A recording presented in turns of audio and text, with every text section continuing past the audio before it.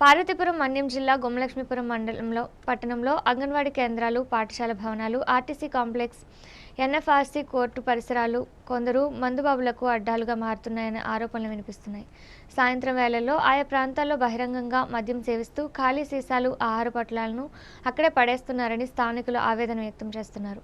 పట్టణంలోని గడ్డి కాలనీలో ఉన్న అంగన్వాడీ కేంద్రం, దాని సమీపంలోని పాఠశాల భవనాన్ని మాజీ సర్పంచ్ బత్తాడ గౌరీశంకర్రావు ఇటీవల పరిశీలించారు. పరిసరాల్లో ఖాళీ మద్యం సీసాలు, ఆహార పొట్లాలు కనిపించడంతో ఆయన ఆగ్రహం వ్యక్తం చేశారు.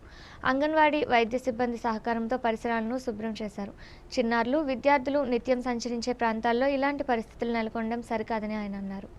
పలు ప్రాంతాల్లో ఇదే పరిస్థితి. ఆర్టీసీ కాంప్లెక్స్ ఆవరణ, ఎన్ఎఫ్ఆర్సీ కోర్టు పరిసరాలు, అంగన్వాడీ కేంద్రాలు, పాఠశాలల సమీపంలో కొందరు బహిరంగంగా మద్యం సేవిస్తున్నారని స్థానికులు చెబుతున్నారు.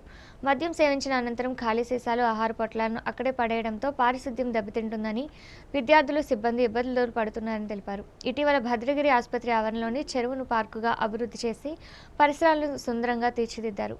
జిల్లా collector doctor N Prabhakar Reddy ఆదేశాలతో గ్రామ సర్పంచులు, సంబంధిత సిబ్బంది పరిసరాల అభివృద్ధికి చర్యలు చేపడుతున్నప్పటికీ కొందరు పార్కు ప్రాంతాల్లోనూ మద్యం సేవించి ఖాళీ సీసాలను పడేస్తుండటంతో పారిశుద్ధ్య నిర్వహణకు ఆటంకం కలుగుతుందని స్థానికులు ఆవేదన వ్యక్తం చేస్తున్నారు. చిన్నారుల భద్రతకు ప్రాధాన్యం ఇవ్వాలి. అంగన్వాడీ కేంద్రాలు, పాఠశాలలు, పార్కులు, ఇతర ప్రజా ప్రదేశాల్లో బహిరంగంగా మద్యం సేవించకుండా అధికారులు, పోలీసులు కఠిన చర్యలు తీసుకోవాలని స్థానికులు కోరుతున్నారు. చిన్నారులు, విద్యార్థులు సంచరించే ప్రాంతాల్లో సురక్షిత వాతావరణం కల్పించడంతో పాటు ప్రజా ప్రదేశాల పరిశుభ్రతను కాపాడేందుకు ప్రత్యేక దృష్టి సారించాలని విజ్ఞప్తి చేస్తున్నారు.